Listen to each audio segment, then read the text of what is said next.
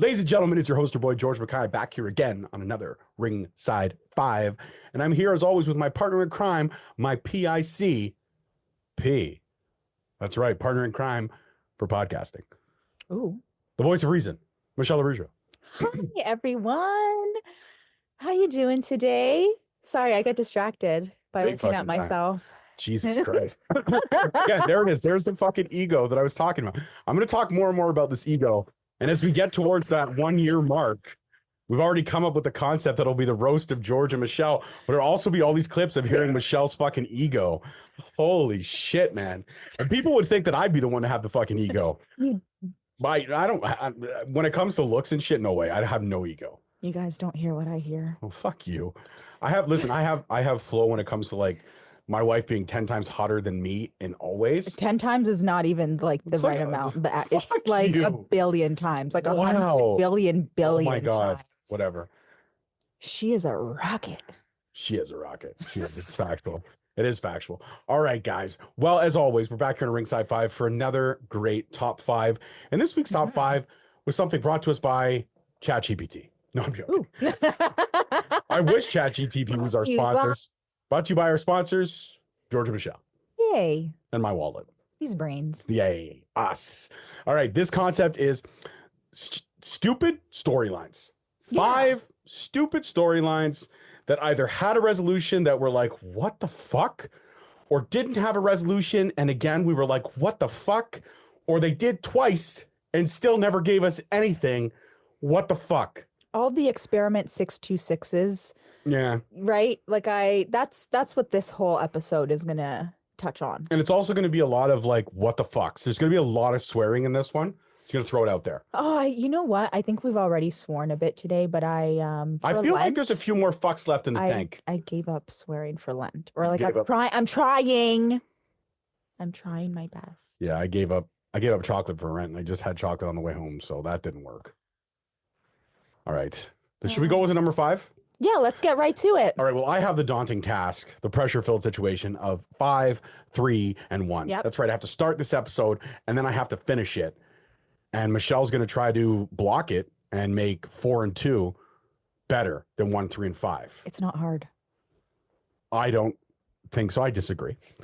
So 5 is a storyline that was done twice. It was done in the Attitude Era. Didn't have a resolution, then it stopped. And it was done in the Ruthless Aggression Era. Again, didn't have a resolution, and it was stopped. It was a voyeur. It was risque. It was GTV/FU. The storyline was done twice, and in the Ruthless Aggression Era, it could have been Eric Bischoff trying to just get dirt on everybody when he was an on-screen character, but never confirmed or denied. But this storyline, it was great. It gave us like some hilarious backscene segments. I mean, of course, one of them being, Eddie Guerrero in the shower with 2 of the divas. It gave us Mae Young and Mark Henry in bed after, and she's smoking the cigar, which is fucking hilarious. It gave us Triple H in the locker room asking for cream for something. It gave us Edge and Christian trying to have like a kumbaya session. It gave us a lot of like wrestlers in vulnerable, weird situations. It gave us the British Bulldog and Stephanie McMahon meeting in a deserted restaurant. And there was so many different ways that this storyline could have worked. Who was behind it all? Is it someone that was going to try to screw the company from inside? Is it somebody who was, coming out for revenge on all these wrestlers? Who was behind GTV? We never got an answer. The storyline just went away. Then, like I said, they brought it back in that tail end of the Attitude Era going into the Ruthless Aggression Era, and they brought it back with FU, and it was better quality video, better angles, better this, better that, but still never resolution. These are just 2 storylines that just poof, done twice. And it's like both times they were like, okay, we're going to start the storyline up again.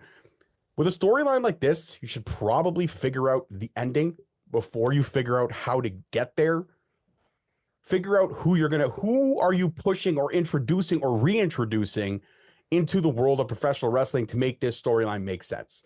And I believe they did this storyline a disjustice of epic proportions and fuckery. And this is why I say this gets the first WTF of the night. Okay? This storyline was done twice and it fell flat both times. Michelle didn't even remember a lot of this because it was so bad. I kind of blocked it out. I can't lie. It was a memory that was blocked out. Yeah. And then I thought another moment tied into this moment, but it didn't actually tie it into where DX took over the production truck. Makes like how it just was garbage because it was the good moments. You remember the good stuff. Eddie Guerrero coming out of the shower and the two divas in the shower was probably, again, I was like 14 when I was like, damn, I would love to be in the shower with two divas. Scandalo. Yeah, scandal. Oh, vatos. You know, it was crazy. But both times they tried and they failed. And the fact is, though, they did it twice. In a span of like 4 years from each other, they did it twice. Like, they think that we're idiots and we wouldn't remember. So that's why this gets the WTF number 5. I'm locking it in. What do you think? What do you got? Again, you even said it earlier, just like literally a minute ago, that you remembered neither of these times. Honestly. So this storyline didn't resonate with you at all. No, I don't remember any of the times. I think if I maybe went back and watched some of the little clip bits, maybe I'd be like, oh, yeah, I kind of remember that. But just talking about it now, I think it would have been revolutionary to do that as like a behind the scenes show. Like even if like it was like 5 or 10 minutes, even one little segment every show. Like, for example, let me take you where I'm at now. People like to see behind the scenes of everything, right? They want to see all that stuff like The Office, like that, like I'm breaking the fourth wall kind of like, and I think that would have been ahead of its time at that time doing little segments like that. If it just kept it up of like, this is just real stuff. There's nobody behind it. Like they're just camera set up and we're just catching these moments that are happening in real time in real life. And like, you know, like make it a little mock thing. And they would have still had creative control because even if somebody was to talk about the matches or talk about all the things that we know that happens behind the scenes now anyways, they would have been able to control the narrative and edit it out. Exactly. And it's even not if like it'd be like, okay, so yeah, you're going to be on this week's like, you know, shit list for the episode or whatever. And we're going to catch you behind the scenes. And this is what it's, yeah, like, I just think that would have been really cool if that was the case. But I don't know, maybe that is too ahead of the time. To definitely be thought of. But the fact that, like, again, this was a 4 to 5 year span in between both of these segments and it fell flat both times. And it was a huge disaster. And it was a storyline to me that I was just like, okay, what are we building towards? And then it just went away. And then when they brought it back as FU, I'm like, this is GTV, but they just changed the name. And the camera quality is better because obviously technology gets better with age. So, okay, great.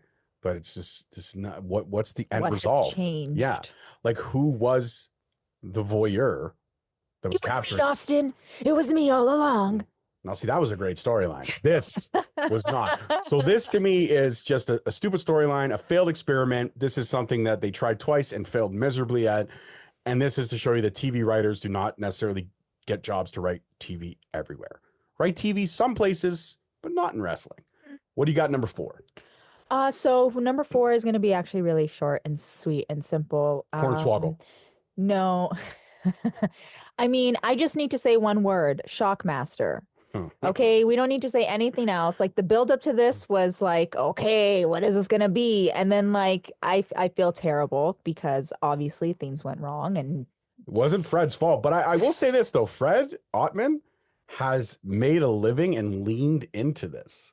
Which, you know what, is the measure of a true professional. Right? He even they even brought a doll out to encapsulate this moment, and it came with a fake board to put underneath the doll so he could trip over it. Like, it's a genius. And you have to get, like, I met Fred Ottman at a convention, and he, you know, you could hold the Shockmaster helmet. He let some people wear it, but I was too shy. I was like, I'm not going to wear that. I'm not putting that up. But like, you know, it was cool. Like you met him and he was like super nice. And he's actually one of the big names that I was able to get on the show early on.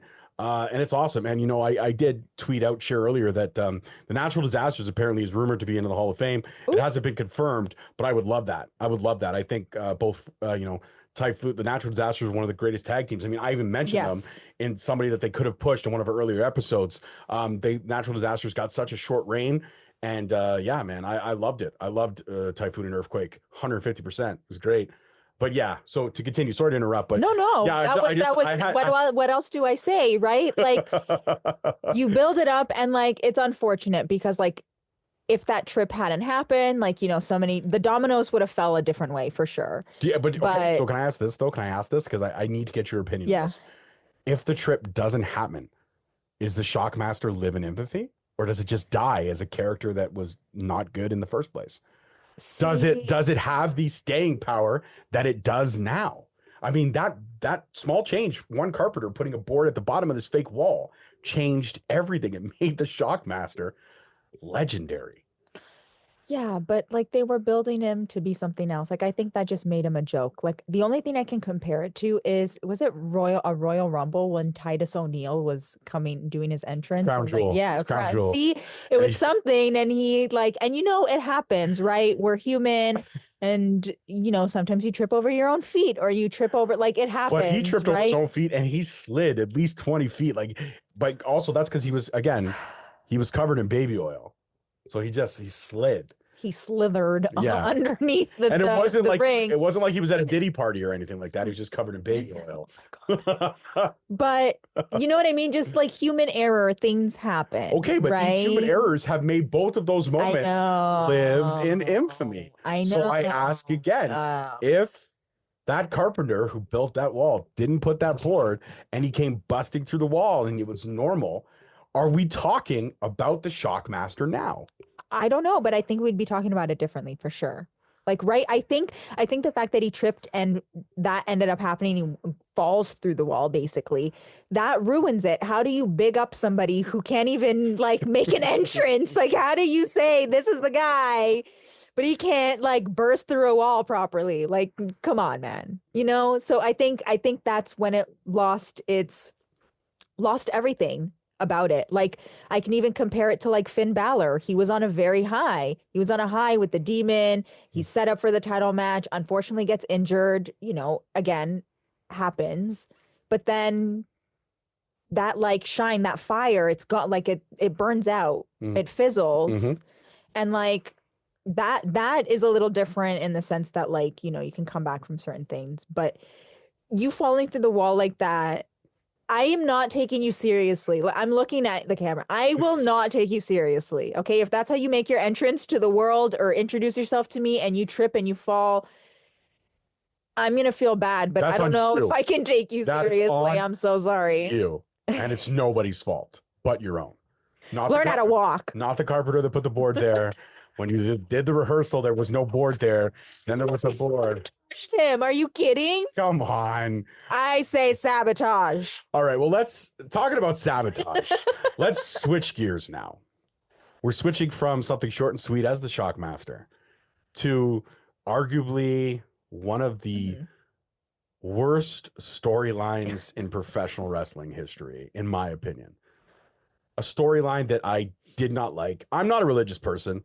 So to me, it was funny, and this is the satire. How do you say it? The satire of it was, but it was just something that there's pushing the boundaries, and then there's just you're lucky you didn't get canceled, and how WWE didn't get canceled at this storyline, especially being American, and how much people believe, live, and die by religion. You know how they always say that you should never talk religion, politics, or I guess race or sexual orientation with people because it always leads up to like some sort of debate. There's always controversy, definitely. There's always controversy. Like those, but yet WWE has made millions of dollars. Near dare I say billions off of political stance, off of religious views, off of views on everything else.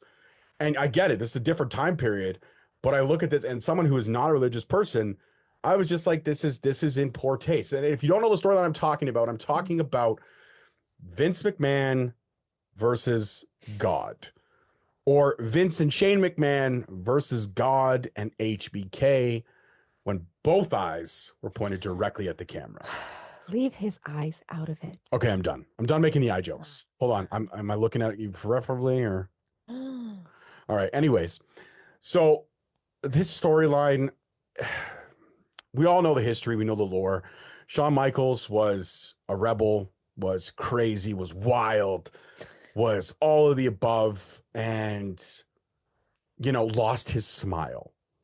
And he went away for a bit. And then he came back, he made amends, found God and all these things. And he became like devout in his faith and his beliefs, which is awesome. Good for you. Do your thing. We've heard this story so many times. Sting was another person who went down that very similar rabbit hole. Now Sting is also like a preacher, like a pastor. So like these guys, like a lot of them, they hit rock bottom and then they find, faith, and faith helps them regain who they were, which is awesome. We've seen that this story is a tale as old as time in professional wrestling. We've seen it work for a lot of guys who have come back, and we've seen it, fail a lot of guys. And, you look at a guy like Jake the Snake, you look at a guy like, Scott Hall, they all had demons, but they found the will to recover. I don't think those two were so much more faith-based. They were more DDP kind of helping them. Yeah. But when you look at a storyline like Sting and you look at like a personal journey like Shawn Michaels, a great journey, Sean Hickenbottom, what he went on was awesome, fantastic. And they decided to tie this in. They decided to, again, blur the lines of reality and showmanship and bring this in. Vince McMahon cut promos in black and white, and then they changed the tint to red. And then when they were facing each other, there was a bright spotlight that came down, gave HBK the power, and it made appearances on SmackDowns and Raws, this light, and it was just awful. It was awful, and it was not entertaining at all to me. The end match was. I always enjoy seeing the McMahons get their upcomings, their karma, if you will. Yeah, but Shane and Vince and HBK, it was actually a decent match, where the storyline was god awful, and how this made the impact of a 6-month story arc. Oh my God, it was 6 months long. 6 months long, on and off, 6 months long, and it was god awful. It deserves the third WTF. Okay, I mean, think of the list that we've gone down. We've gone down GTV/FU. Yeah. The Shockmaster. God. And now Vince McMahon versus God.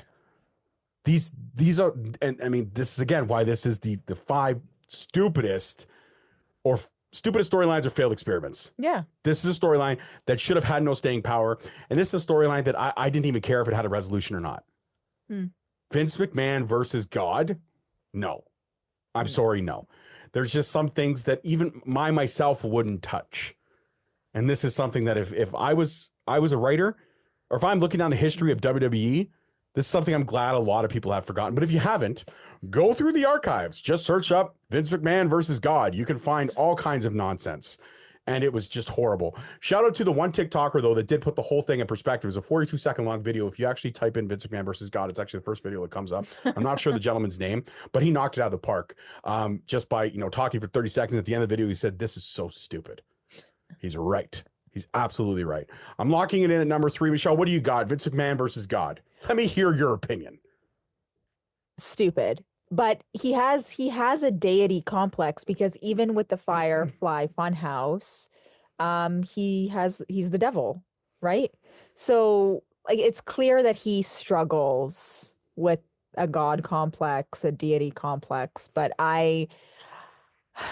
you could struggle with something like that, dude. But I mean, wrestling is for everybody and everything, but God has no place here. Okay. Well, or religious views in a sense have no place here. But like no, not even religious views. I think that's great. Like, you believe in God, you pray, that's amazing. But I just think that why in wrestling? Leave him out of this, man. This is not. Well, that's what I'm saying. Like, I mean, yes, you could be a devout of faith. I myself, I'm not going to say I don't believe. I'm just going to say that the life that I've led, some of the challenges that I've faced, it's not always prevalent that God is there with me. Maybe he is. Maybe I just don't recognize it, or she is. I'm not sure.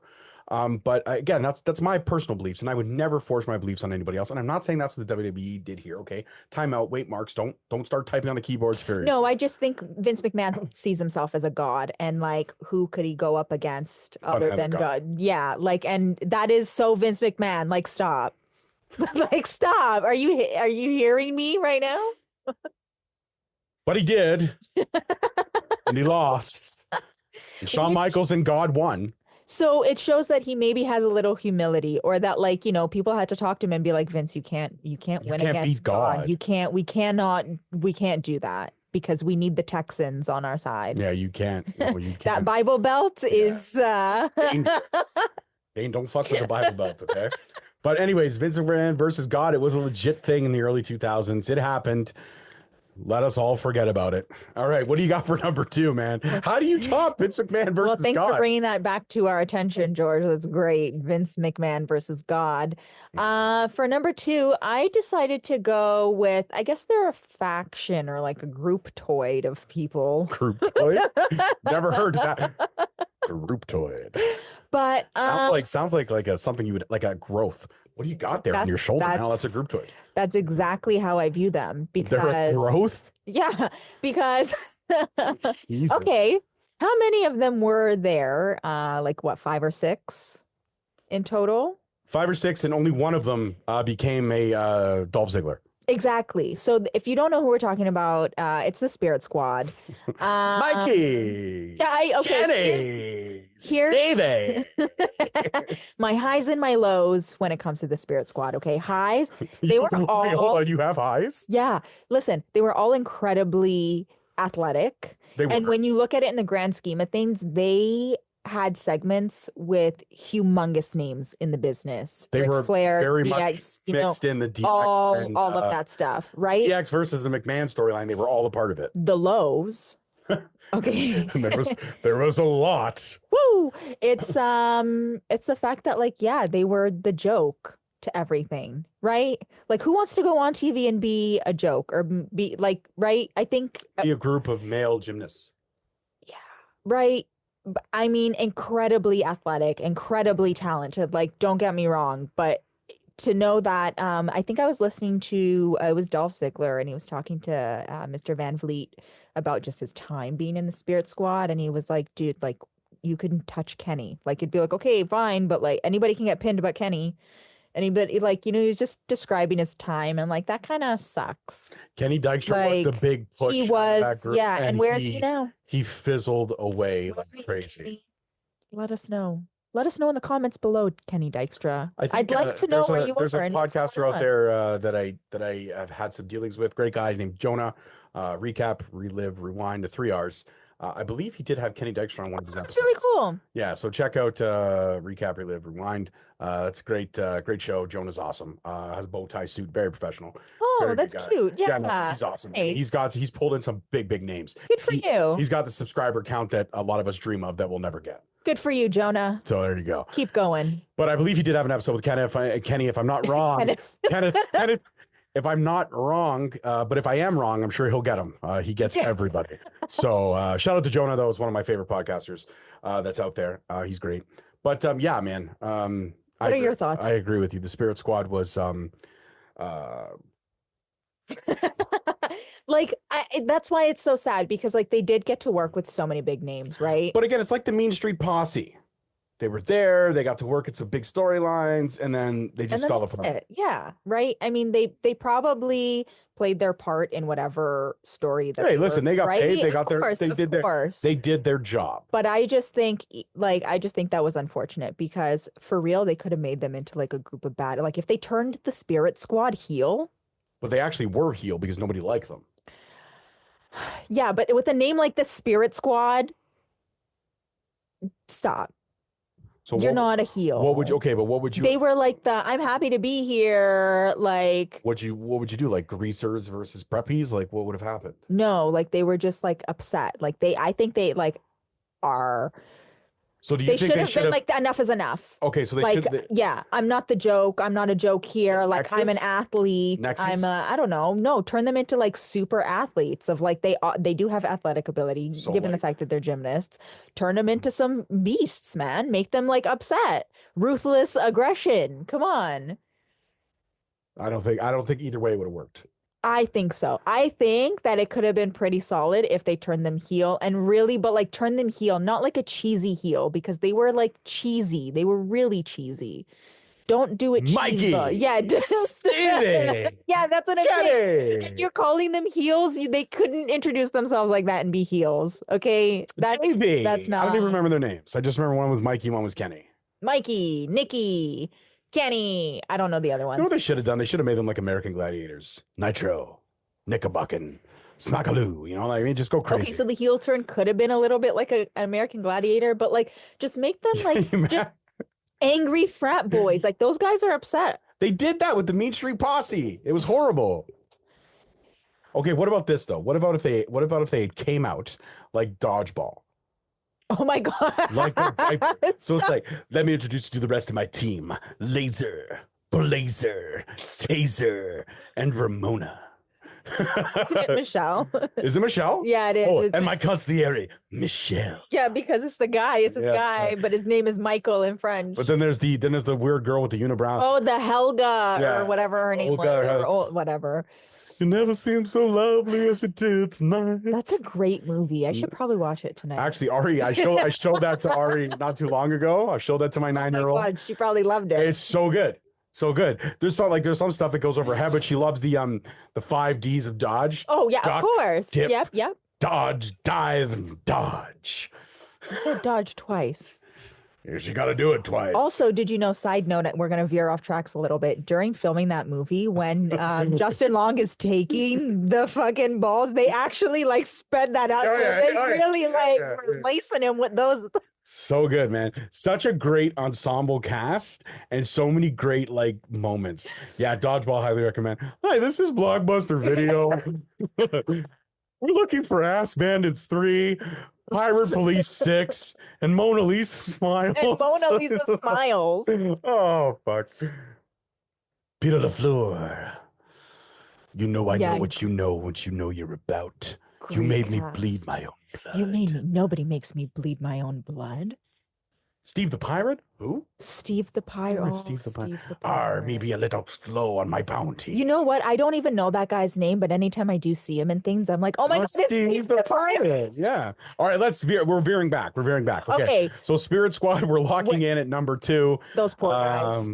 Yeah, I agree with you. I don't really have any words. But hey, shout out to Dolph Ziggler, who took a bad shtick, found a way to work, and became multiple time WWF championship holder. Like he held the WWF title at least twice. I believe he was a 4 or 5 time Intercontinental, multiple tag team.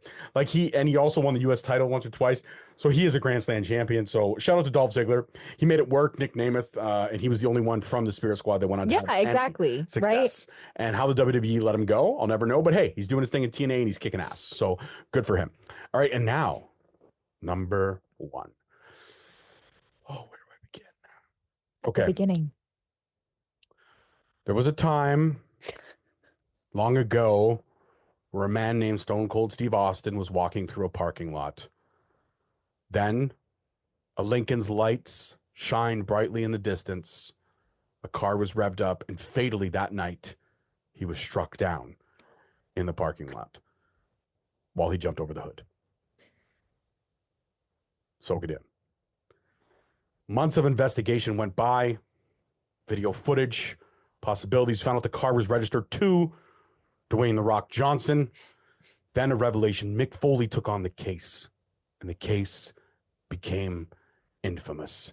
Then, on a Monday Night Raw, we were given the revelation of who did it. It was none other than mid-card wrestler Rikishi. He did it for the people. He did it for The Rock. He did it to be a main eventer. And he fell from a hell in the cell into a hay barrel truck. And that was the end of Rikishi as a main eventer. I feel like I'm about to watch a really cool action movie, or subpar, given that it's Rikishi. You're about to watch WWE films. It would go right to DVD. Fantastic. Yeah, absolutely. The Marine 1, 2, actually the Marine 2, 3, 4, and 5. 12 rounds. 12 rounds 2 featuring Randy Orton. All right. Listen. Rikishi had no business being involved in this storyline. I mean, when I found out it was Rikishi, after months of trying to figure out who did it, and I found out it was Rikishi, it was horrible reaction. Like, even the crowd, if you go back and watch the video, the crowd's like, you did it for the people. You did it for The Rock. Dude, you did it for yourself. Fucking didn't do it for the people. You didn't do it for the bloodline. This is weird. You're stupid. A liar. You know, your thing was you dance with Too Cool. Like, that's your shtick. That was your peak. Yeah. You got a Hall of Fame career. I'm not sure why or how. But no, I would have preferred The typical answer, yeah, The Rock struck him down. Or you know what? You know what I was really hoping for? I was really hoping it was going to be a McMahon and that we were going to get the corporation back. That's what I was hoping with that storyline, but we never got it. What we ended up getting was, I did it for the people. I did it for The Rock. And then literally 3 weeks ago, we got his daughter-in-law doing it for Bianca. Oh. She did it for us. She stood up for herself, and everyone turns her back on her. And then guess what? Jade Cargill beat her down twice. Ooh. Shout out to Naomi, though, for making a neck brace studded, though. I mean, way to bedazzle it, 100%. But again, it's a bad storyline back then when Rikishi did it for the people. And it's a bad storyline now when Naomi did it for Bianca. Like, sorry. No, I don't buy it. It was god-awful. The way they did it was great. The storyline was great. Mick Foley as a detective, amazing. But Rikishi? No. This was a storyline that had, okay potential. It was something to fill the void in between, like, the Rock and Stone Cold saga. But then to have Rikishi mixed into it? Nah. And even Rikishi versus Stone Cold, those matches were subpar. Rikishi was not a main eventer. I'm sorry. I get it. He's a Hall of Famer, and there are people out there that are going to hate what I'm saying right now, but I'm sorry. When I found out it was Rikishi, I could give two shits. I don't care that you did it for The Rock. I don't care that you did it for the people. It was a storyline that fell flat to me. So this was storyline, again, that had a potential, and then WWE just did what it does best. They threw shit up against the wall, and they were like, hey, let's give it to Rikishi. No. Bad idea, bad ending to a story that might have had potential had they done it the right way. But they didn't. And they also left too much of a gap in time between the hit and run to Stone Cold returning. And I understand he, knee surgery and all that stuff. They had to write him off TV. I get it. But there could have been ways to go around it. And they didn't do it. They didn't do enough of this storyline to make it have wherewithal. And even also The Rock's reaction was, again, subpar. It was just him holding his eyebrow up the whole time. But again, go on my socials. I did literally a short of Naomi and Rikishi saying the same lines back to back. I did it for you, B. I did it for The Rock. No. That's number one. I don't care that Rikishi was the man that hit Stone Cold Steve Austin. This storyline for me is frustrating, and it hurts to even talk about it. But I'm going to give it the number one. I'm going to give it the number one WTF. It even hurts to talk. It does. It's one of those storylines that frustrates me. It does. It frustrates me. I would have rather the Spirit Sqaud be the ones that hit Stone Cold Steve Austin.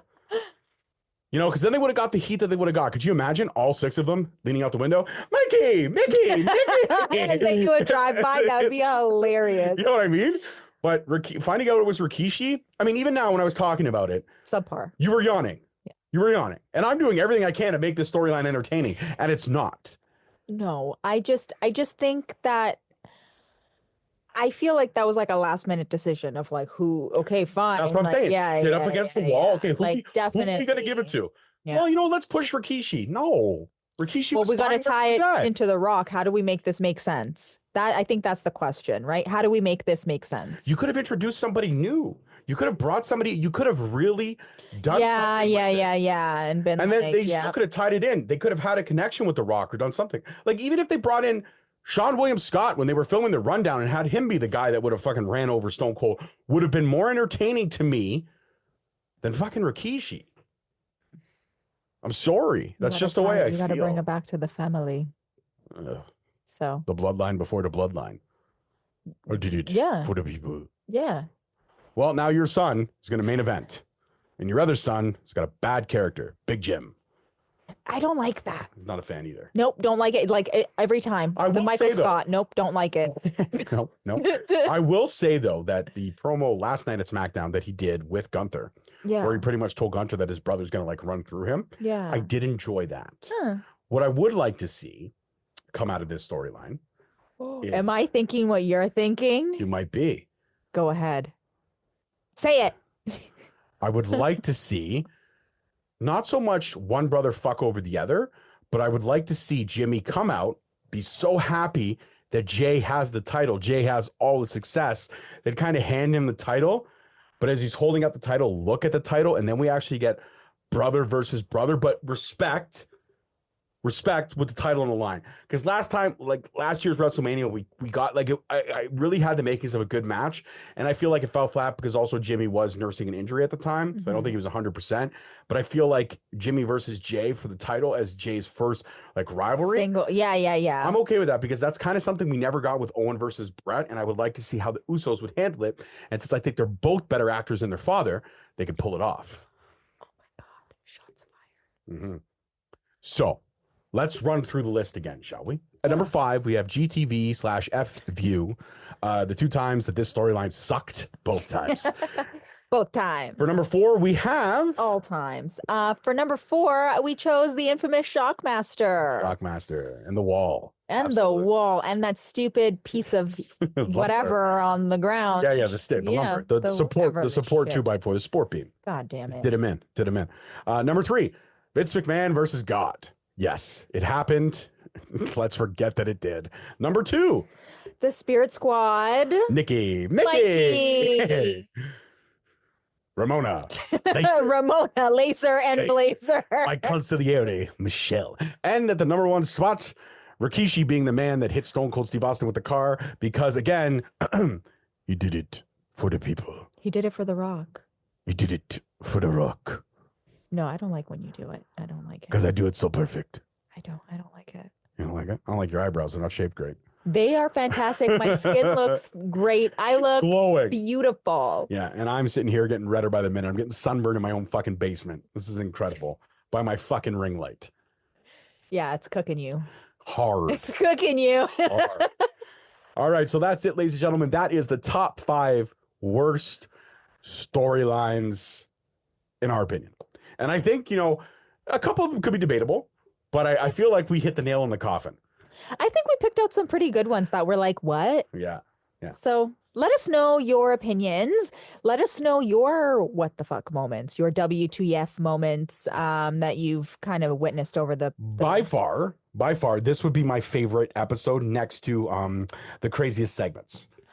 See, because they were so out there. We really got to explore the lore of the forgotten in WWE. And the not so forgotten. Not so forgotten. And you know what? I think we're going to do something for the next couple of shows that's really exciting. I'm going to throw one of the episodes now. I don't think we've done this yet, and I think it deserves to be done. I want to do top 5 tag teams. I knew you were going to say that. You know I'm a tag team guy. We got to. You were going to do the tags. And you know what? I'm not going to just say that this is top 5 tag teams WWE.